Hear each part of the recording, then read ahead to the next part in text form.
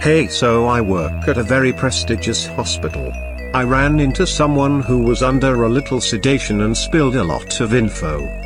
Let's just say he has blood ties to some very prominent figures. If you want, you can call me. Separate instances. Info about 9/11 and cancer research using nanotechnology. Let's just say his wife's bloodline rhymes with the name Megan. This gentleman was the consultant on the Star Wars project. Yes, I'll never forget it. Dude was part of the Reagan administration. He mentioned thermite explosives.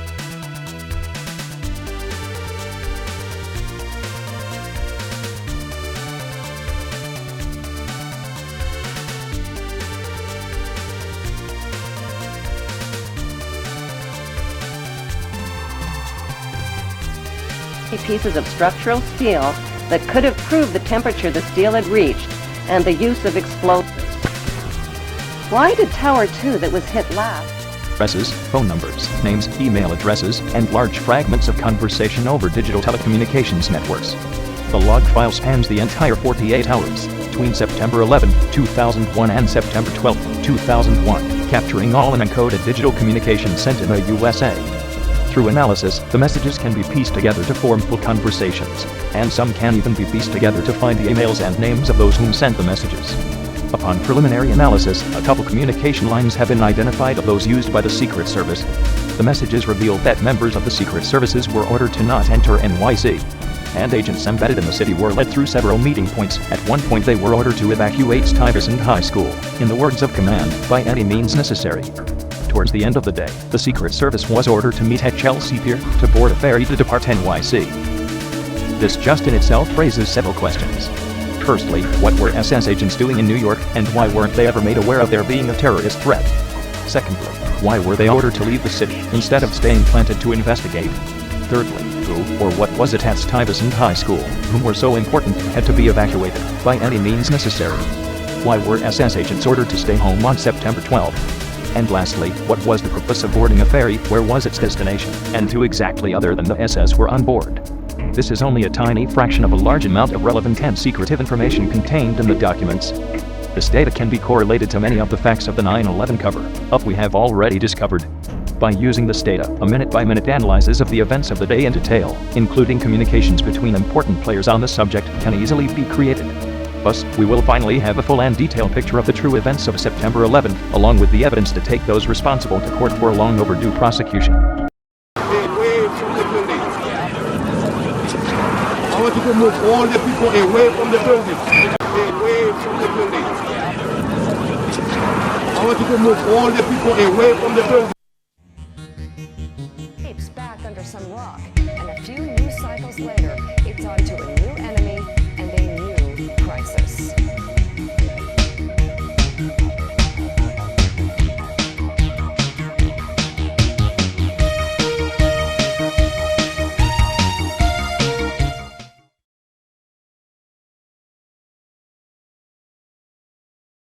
National News, a Hong Kong-based news magazine, reported this week that suspected terrorist leader Osama bin Laden is dying of kidney failure.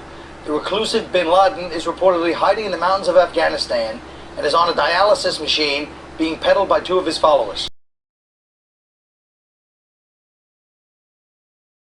Terrorism? That doesn't make sense. Your father was murdered over a war game? Download it. Why can't you stay out of this? Leave me buried. What is scenario 12D? We know it's a war game scenario, that it has to do with airline counterterrorism. Why is that important enough to kill for? Because it's no longer a game. If some terrorist group wants to act out this scenario, why target you for assassination? Depends on who your terrorists are. The men who conceived of it in the first place. You're saying our government plans to commit a terrorist act against a domestic airline? There you go. Indicting the entire government as usual. It's a faction. A small faction. For what possible gain? The Cold War's over, John. But with no clear enemy to stockpile against, the arms market's flat. But bring down a fully loaded 727 into the middle of New York City, and you'll find a dozen tin pot dictators all over the world just clamoring to take responsibility. And begging to be smart-bombed. I can't believe it. This is about increasing arms sales. When? Tonight? How are you going to stop them? Why didn't you tell the world this? Go to the press. You think I'd still be drawing breath 30 minutes after I made that call? The press? Who's going to run this story? We would. This? This is birdcage liner. Wild-eyed crap right up there with Elvis as an alien and two-headed babies. You obviously read it. Don't be so damn naive. You think this is going to save the world?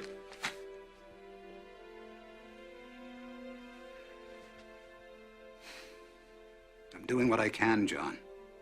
I don't have all the specifics on Scenario 12D, but I think I know the flight they've chosen. You stay out of it. I don't want Overlord gunning for you, too. Atlantic National announces your final boarding call for Flight 65, Washington, D.C., Boston, Logan Airport, 664. All passengers will be ready for Atlantic National. You said they intend to bring us down in the middle of New York City? What if there is no bomb? Well, how are they going to bring it down? Same way a dead man can drive a car.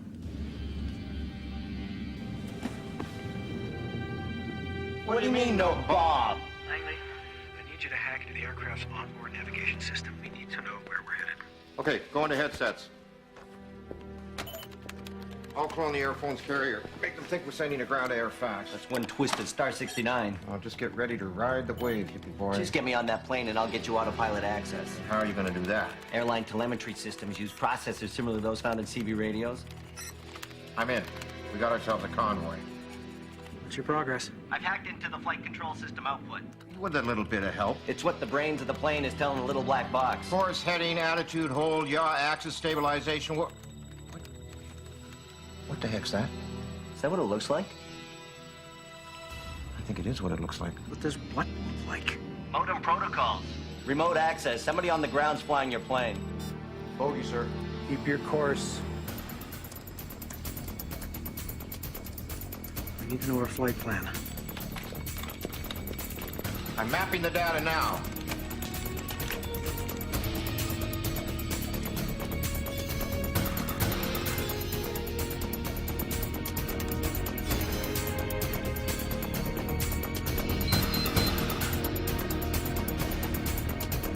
Byers, your flight's gonna make an unscheduled stop in exactly 22 minutes.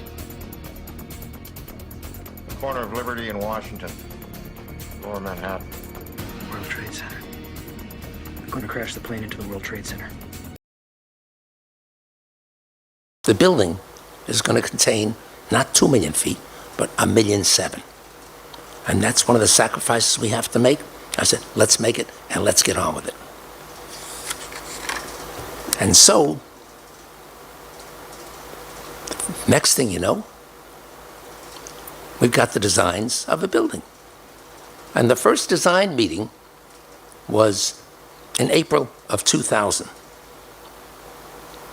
And construction began shortly thereafter in 2002.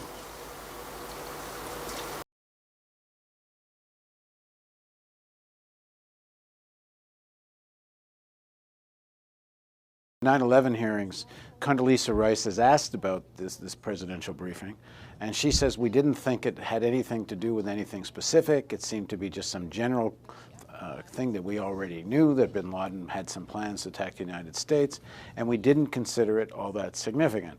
But you point out something in the book I thought was quite interesting, I personally hadn't seen before, which is in something called the SEIB, the Senior Executive Intelligence Brief, which is essentially normally, if I understand correctly, more or less what's in the presidential brief, but it goes to many more people.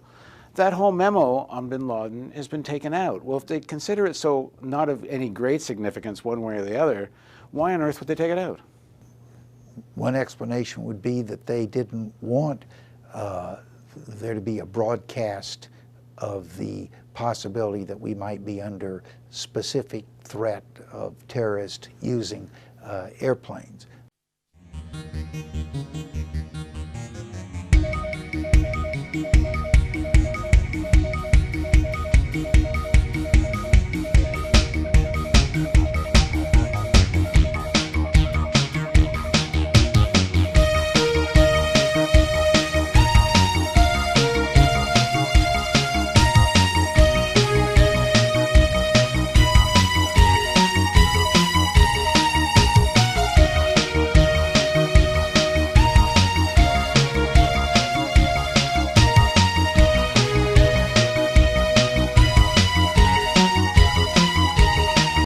building is going to collapse.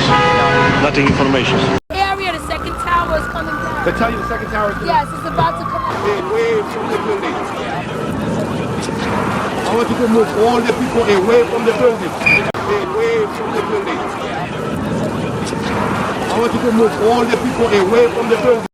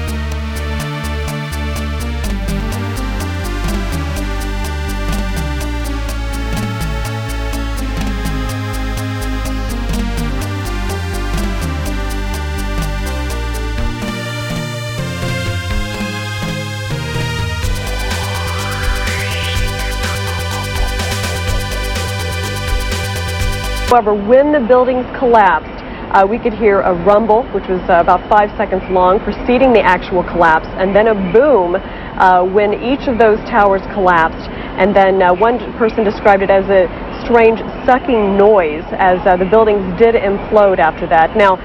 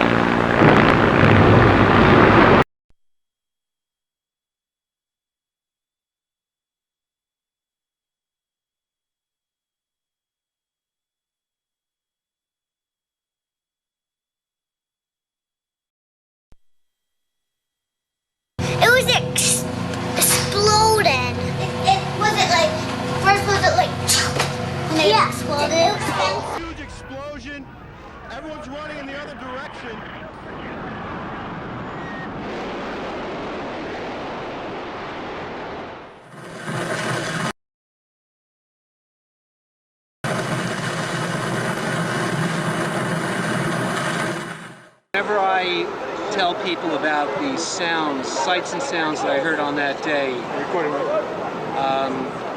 the thing that got me suspicious was when I saw the replay of everything the next week and the week after, they took the explosions out. That's how I knew something was up. And the detonations that took both buildings down were exactly identical.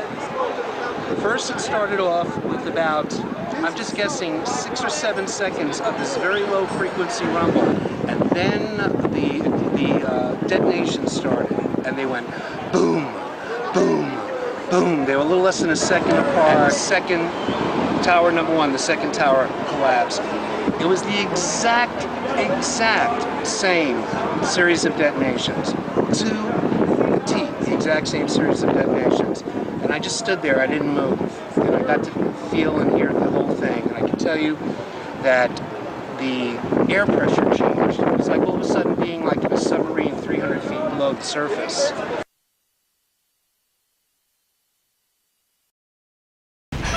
At one point, we had an explosion that came by that was pretty close, and it shook the stairway. Suddenly I hear.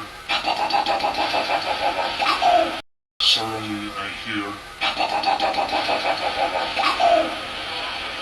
That only explosives can create this kind of waves. When you hit a solid, the frequency is above 10 Hertz. And here, the frequency which was recorded is under 0.5, 0.6, 0.5 Hertz. And only explosives or earthquakes can create this kind of wave frequencies. Explosions. They record only what I said, subaerial and subterranean explosions.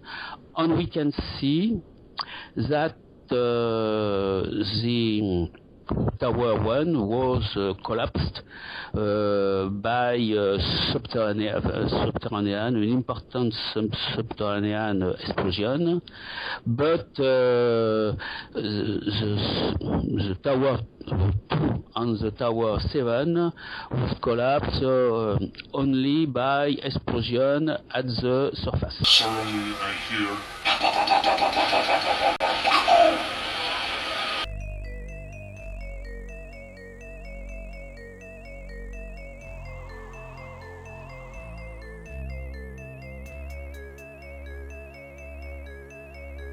Suddenly I hear.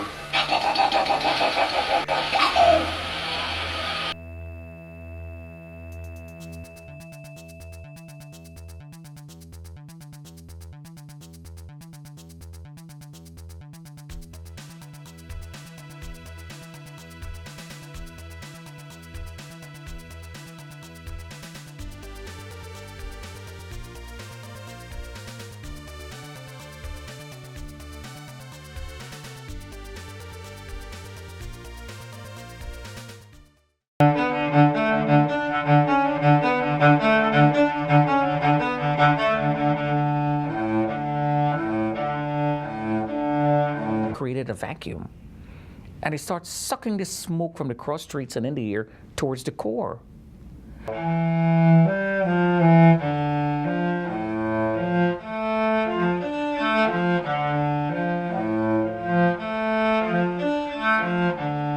Created a vacuum, and it starts sucking the smoke from the cross streets and in the air towards the core.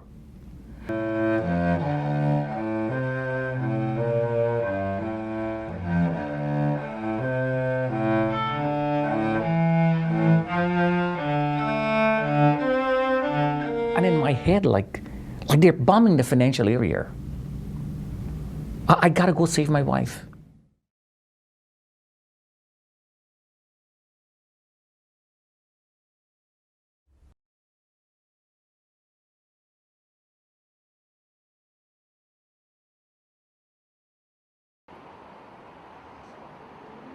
On the evening of September 10th, 2001, at Dulles International Airport.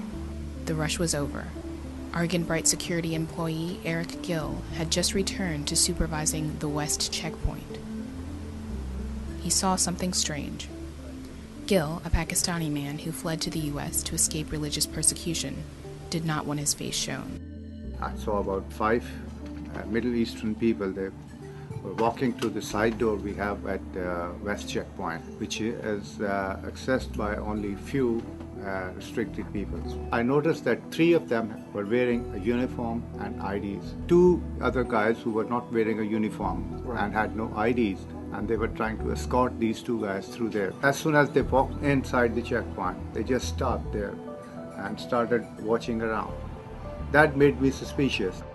Gill's suspicions were well placed. The men, dressed in United Airlines ground workers' uniforms, wanted access to a door that led to the concourse and parked planes. The men tried to use one electronic badge to swipe through. Gill stopped them. They didn't like it, and he abused me, and he said, "F*** off. We are people you don't know. You should be allowed to go through here, but you make your own rules." And he just walked out with it. Eric Gill and other witnesses took no further action. But the Middle Eastern men were not through. Gill would later identify 2 of the men as the al-Qaeda hijackers of a plane from Boston, as well as American Airlines Flight 77. Probably the most incredibly poor decision made by the authorities was that the key security guard at Dulles Airport, who was the last man between the airplanes and the hijackers, was never questioned about what he saw on the night of September 10th. With color photographs of the hijackers that he was finally able to make a positive ID. And I said, "These 2 guys, I have seen them. I know these were the 2 who were there at the airport." It didn't matter. The FBI was done with Gill. We don't know if there were accomplices working at Dulles Airport with the hijackers that were never arrested. And this is one of the biggest holes in the 9/11 case. They knew right away, and there was many of people coming through that checkpoint at the same time. But Ed, how would they know? The FBI claimed they had no idea who these hijackers were. Oh, exactly. Yeah, it boggles my mind. What it says to me is if they knew them that morning, they knew who they were the day before, and they should have been able to catch them before they got to the airport. Orders arrived from Washington, D.C., the headquarters of the Federal Aviation Administration. They want Anchorage Center to tell the Korean airliner to change its squawk to 7500, the emergency number to be used only in one situation: hijack. This order would make KAL Flight 085 the only airliner in the sky on 9/11, and perhaps ever, to deliberately squawk 7500. For 18 long minutes, Anchorage Center does not act on Washington's order. Phone calls are made to question the order because it is so unusual and because lives are at stake. Exactly who talked to who and what was said is being withheld by authorities. What is unexplained is why the aircraft was ordered to turn on its hijack signal, and which agencies were in the know about that decision. Yeah, I've never had to issue a hijack squawk to an aircraft. I mean, we can issue an emergency code if we think the aircraft is having an issue, and what they do when they squawk, there's 3 particular codes that they can squawk, and it's basically emergency radio failure hijack. And it actually tags up on other controller scopes, and also scopes down the lower 48, if like at the command center, anybody, probably the military. I can't really speak to how their equipment works, but it just kind of tags them up a little bit differently. So it's a more pronounced target on the scope. So I've never had to do it before. I never had to do it after that. It was a strange request at the time. I never read it in the books where you had to do that. I've never, we wouldn't necessarily ever issue that code to an aircraft, because the way I look at it, it's not ours to issue, it's the pilot's to issue, because it's a very serious code. So the 7500 squawk was the hijack code was actually a supervisor came down and said we need to have the Korean Air Squawk 7500, and I said, well, I didn't really think it was the right thing to do, so they actually left and regrouped and talked about it, and I had my opinions of why it wasn't, but then later I was ordered to do it. So. And what were your thoughts? Why did you not want to do that? We'd already had some miscommunication with the military that morning. There'd already been some threats to shoot down some aircraft, one that I was particularly working, or probably others that happened to, that if they didn't follow whatever air traffic commands that we issued at the time, that they would be shot down. And I had an aircraft that was just south of Anchorage. On his way in, he was told to land at Anchorage. And at 40 miles south of Anchorage, I was told to turn him or he would be shot down. And 24, Anchorage Center radios Korean Air Flight 085 and delivers this astonishing message. Korean Air 085 Center. Yes, Center, Korean Air 085, go ahead. Korean Air 085, Squawk 75. Confirm Squawk 75 with 00. Korean Air 085, affirmative. Okay. What could possibly explain this strange and monumental instruction? To this day, even the RCMP are as much in the dark as anyone else. Speaking to the pilot, I mean, he was quite adamant, that he was instructed. I mean, that was his explanation, that he was instructed to. And he thought that was a strange request at the time. The dangerous order is given to the airliner at about the same time it is directed to fly to Whitehorse. For the next 90 minutes, as it cruises at 37,000 feet over the skies of Alaska and the Yukon, Korean Air 085 emits the ominous hijack signal continuously until it is on the ground in Whitehorse. As Yukon schools evacuate and ring their fire alarm bells, the hostile 747 enters Canadian airspace, along with the cargo flight 281, 2 fighter jets, an AWACS surveillance aircraft, and at least 1 refueling jet for the F-15s.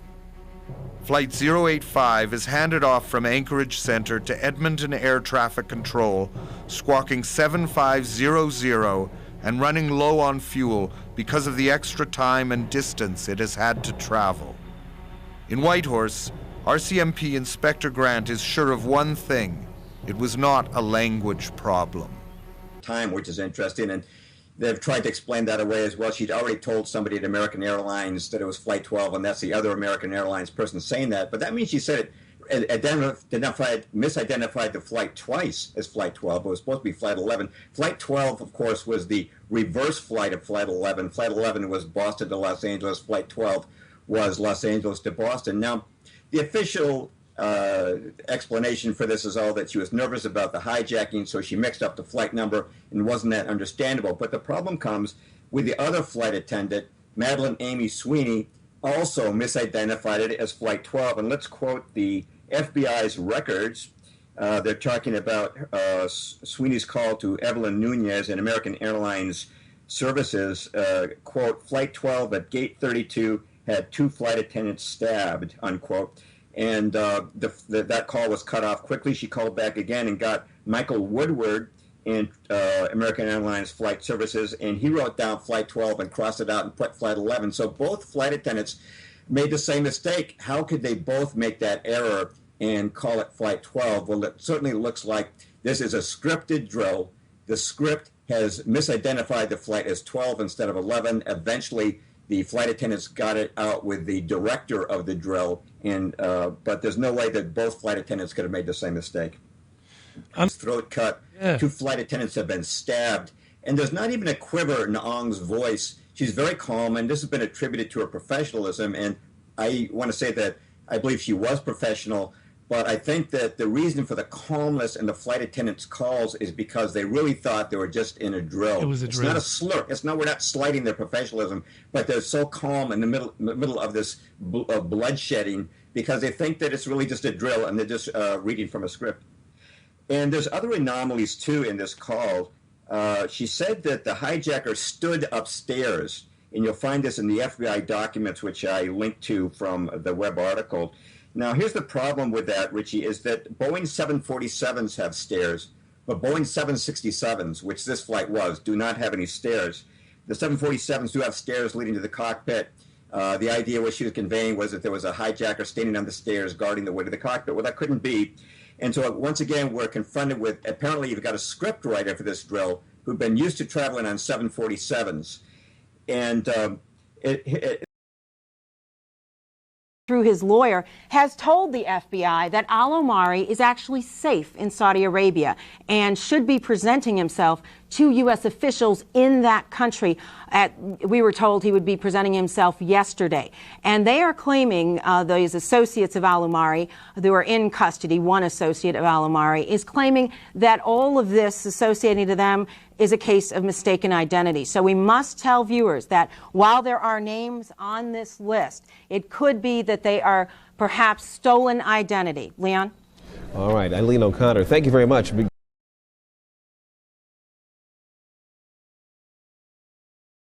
Saw one of them. His partner said they've got 2 more to give 3 out of the 4 black boxes. And we've also talked to an airline investigative specialist who says never in the annals of history have they ever found where they couldn't at least find the black boxes. You guys, everybody at this site went through that debris with such a fine-tooth comb, they were finding bone fragments the size of nail clippings and DNA matching it. Yet we're told the black boxes, for the first time in history, destroyed, gone, never found them. I'm expected to believe that. You believe that? Then where are they? I don't know where they are. I don't know where they are. I don't know where they are. Even bin Laden's displays of strength for the Western media were faked. The fighters in this video had been hired for the day and told to bring their own weapons. For beyond his own small group, bin Laden had no formal organization, until the Americans invented one for him. In January 2001, a trial began in a Manhattan courtroom of 4 men accused of the embassy bombings in East Africa. But the Americans had also decided to prosecute bin Laden in his absence. But to do this under American law, the prosecutors needed evidence of a criminal organization, because as with the mafia, that would allow them to prosecute the head of the organization, even if he could not be linked directly to the crime. And the evidence for that organization was provided for them by an ex-associate of bin Laden's called Jamal al-Fadl. During the investigation of the 1998 bombings, there is a walk-in source, Jamal al-Fadl, who's a Sudanese militant who was with bin Laden in the early 90s, who has been passed around a whole series of Middle Eastern secret services, none of whom want much to do with him, who ends up in America and is taken on by the American government effectively as a key prosecution witness and given a huge amount of American taxpayers' money at the same time. His account is used as raw material to build up a picture of al-Qaeda. The picture that the FBI want to build up is one that will fit the existing laws that they will have to use to prosecute those responsible for the bombing. Now, those laws were drawn up to counteract organised crime, the mafia, drugs crime, crimes where people being a member of an organisation is extremely important. You have to have an organisation to get a prosecution. And you have al-Fadl and a number of other witnesses, a number of other sources who are happy to feed into this, who've got material that, looked at in a certain way, can be seen to show this organisation's existence. You put the two together and you get what is the first bin Laden myth, the first al-Qaeda myth, and because it's one of the first, it's extremely influential. The picture al-Fadl drew for the Americans of bin Laden was of an all-powerful figure at the head of a large terrorist network that had an organised hierarchy of control. He also said that bin Laden had given this network a name, al-Qaeda. It was a dramatic and powerful picture of bin Laden, but it bore little relationship to the truth. The reality was that bin Laden and Ayman Zawahiri had become the focus of a loose association of disillusioned Islamist militants who were attracted by the new strategy. But there was no organisation. These were militants who mostly planned their own operations and looked to bin Laden for funding and assistance. He was not their commander. There is also no evidence that bin Laden used the term al-Qaeda to refer to the name of a group until after September the 11th, when he realised that this was the term the Americans had given him. The Taliban. Are you still of the view that al-Qaeda is more of a myth than a reality? It's what you said last year. You also said you weren't even sure that they existed. Really? Exactly, that's my view today as well. That al-Qaeda is a myth? It is for me a myth. I have never had a report from any Afghan source on al-Qaeda or what they were doing. We don't see them, we cannot visualize them. For us, they don't exist. I've never had a report from our intelligence, I've never had a report from our people, I've never come across them. Did they exist in September the 11th? On September the 11th, 2001, was al-Qaeda operating in Afghanistan?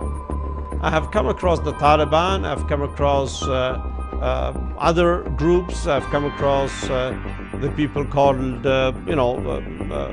calling themselves different names, different outfits of extremists and terrorists. We have reports about them. I don't know if al-Qaeda existed and I don't know if they exist.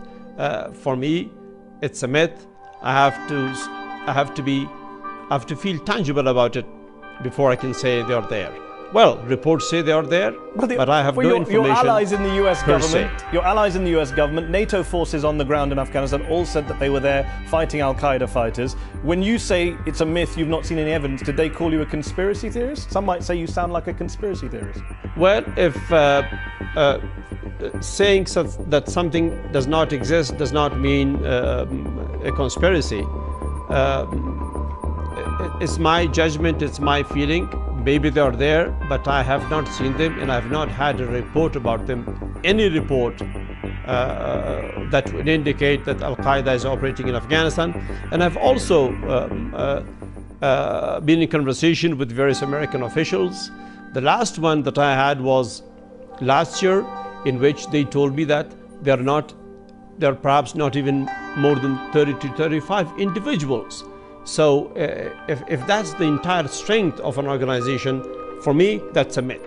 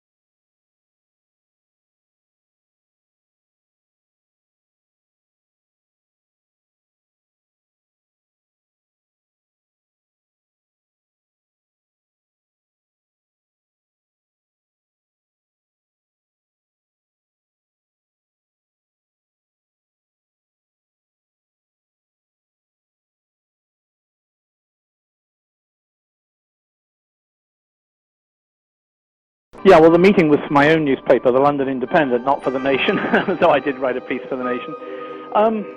It was looking back on it, I suppose it was a prescient meeting, although at the time, of course, it was interesting enough. We knew that the Americans were fingering bin Laden as the man behind attacks on American troops in the Gulf. We knew that bin Laden was being accused of running an international network of World Terror Inc. And when I approached him, I think he thought I was going to ask him about World Terror Inc. But in fact, copy of the newspaper later on, and apparently he thought it was fair. He expected it was all going to be about World Terror Inc.